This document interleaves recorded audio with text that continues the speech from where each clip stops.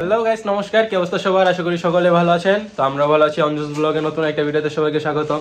তো দেখেন বাজে কয়টা, এবার বাজে 10টা। তো বাবাই বলতেছে যে ওদের একটা কিছুদিন আগে একটা পাকোড়ার মতো ভাজছিলাম, চিকেন পাকোড়া।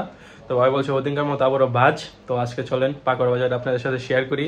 তো কিরকম হয় অবশ্যই কমেন্ট করে জানাবেন, আর অবশ্যই like, comment, share and subscribe করবেন। তো চলেন শুরু করি।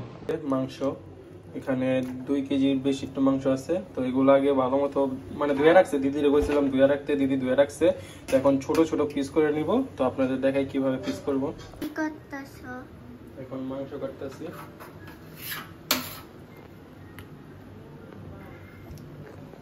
আমার ভাই হইতাছে শেফ। মাংস মাংস ছাড়া আদিও ছাড়াইও, মানে আদি পাওয়া যাইব না, একটু একটু পাওয়া যায়। তো এই যে এরকম ছোট ছোট পিস করে নেব সবগুলা। এই যে মাংসগুলা কাইটা একদম ধুয়ে রাখছি। তো দেখেন মাংসগুলা একদম এই যে এরকম ছোট ছোট সাইজ, সবগুলোই ছোট ছোট সাইজ করে নিয়েছি। তো ফার্স্টে আগে আমি দেবো এখানে আদা, রসুন আর হইলো মরিচ পেস্ট একটু গুলে দেব, দেব না। তারপরে এখানে দেব ধনিয়ার গুঁড়া,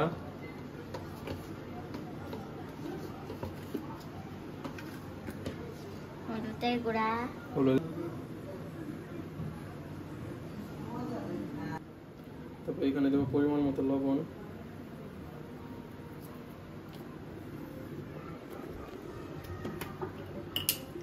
তারপরে দেবো এখানে সয়াবিন তেল। তো এটা ভালো মতো মাখাবো এখন।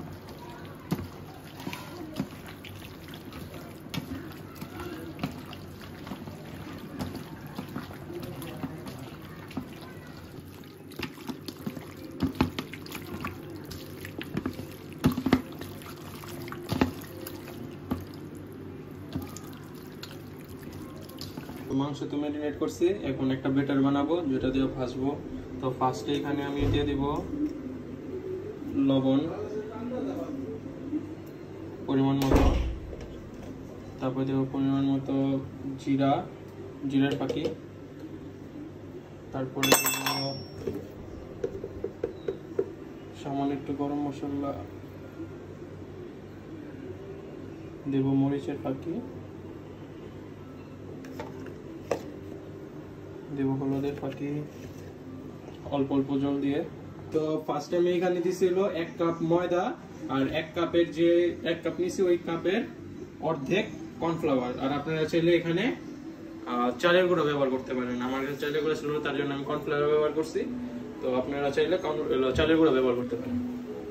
তো এই আমার ব্যাটারটা রেডি হয়ে গেছে। তো দেখবেন কিভাবে রেডি হইব। এই একটা চামচ দিবেন, দেখেন পুরো লেগে রয়েছে, কোনো জায়গায় ঠিক করতেছে না। আর যদি চামচ ধরে আপনি এইভাবে হাতটা চুবাইবেন, দেখবেন এইভাবে ইয়ে থাকবো। তো মনে করবেন আপনার ব্যাটারটা পারফেক্ট হয়ে গেছে। এখানে কড়াই বসাই দিছি। তো এখন কড়াই একটু গরম হোক, তারপর তেল দিয়ে দেবো। তেলও দিয়ে দিলাম এখানে।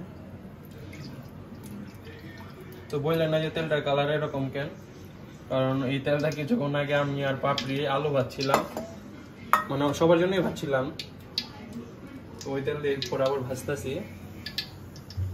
এখানে আরো কিছু চুলার জালটাও থাকবে মিডিয়াম, কারণ মাংসগুলো পুরাটা ভাজা হবে, ভিতরে সিদ্ধ হবে, তার জন্য হালকা চেয়ে ভাজতে হবে। প্রায় 8 মিনিটের মতো ভাজবো। আমার তেলটা গরম হয়েছে। ফার্স্টে দেখেন কিভাবে দেবো। তো ফার্স্টে যে মাংসটা ডুবাবো, ওই যে বেগুনি যেভাবে ভাজে ওই যে ওরকম ভাবেই এইভাবে দিব, এটা বাড়ে দিব, এইভাবে ছেড়ে দিব, এইভাবে একে একে সব ছেড়ে দিব।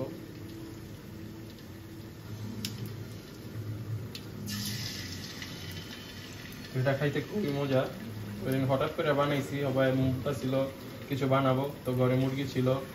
তো কি বানাই হঠাৎ করে মাথায় আসলো যে তো বানানো যায়। ওই যে লইট্টা ফ্রাই যেভাবে বানায়, লইট্টা ফ্রাই কিন্তু সেম এরকম ভাবে বানাইতে পারেন আপনারা।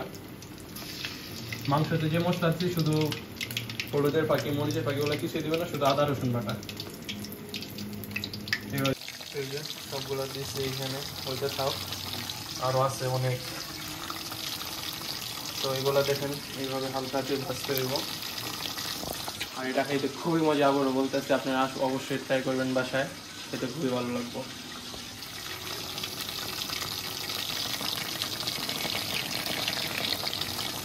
এই পাকোড়াটা প্রথম অবস্থায় নাড়া যাবে না, কারণ নাড়লে যে ডোটা আছে ওটা নষ্ট হয়ে যাইব, তার জন্য এটা প্রথমে করতে দেব কিছুক্ষণ। তারপরে দেখেন পাকোড়ার কালারটা কি সুন্দর হয়েছে।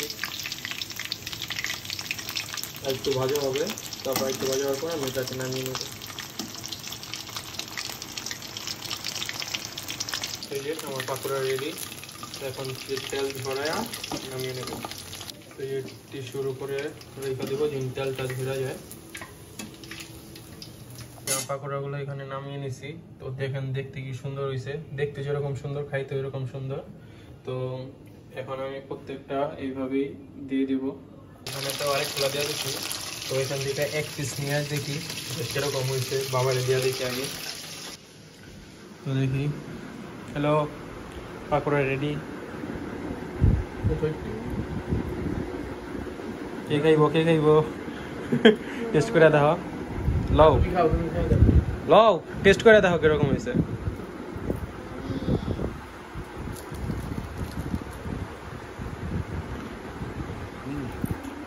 অনেক মজা হয়েছে।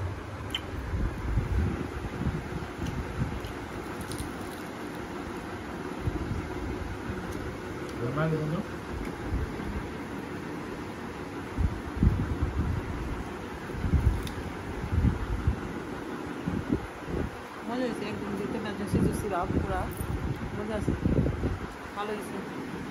এই যে আমার পাকোড়া রেডি, মা এখানে খাইতেছে। মজা হয়েছে, মুখে স্বাদ নাই, তারপর পাপড়ি বলছে মজা হয়েছে। তো ভিডিওটা এই পর্যন্ত, ভিডিওটা বেশি বড় করবো না, আপনারা অবশ্যই বাসায় এটা ট্রাই করে দেখবেন কিরকম হয়েছে, আর অবশ্যই কমেন্টে জানাবেন, আর লাইক কমেন্ট শেয়ার সাবস্ক্রাইব করবেন, আমাদের পাশে থাকবেন। ধন্যবাদ।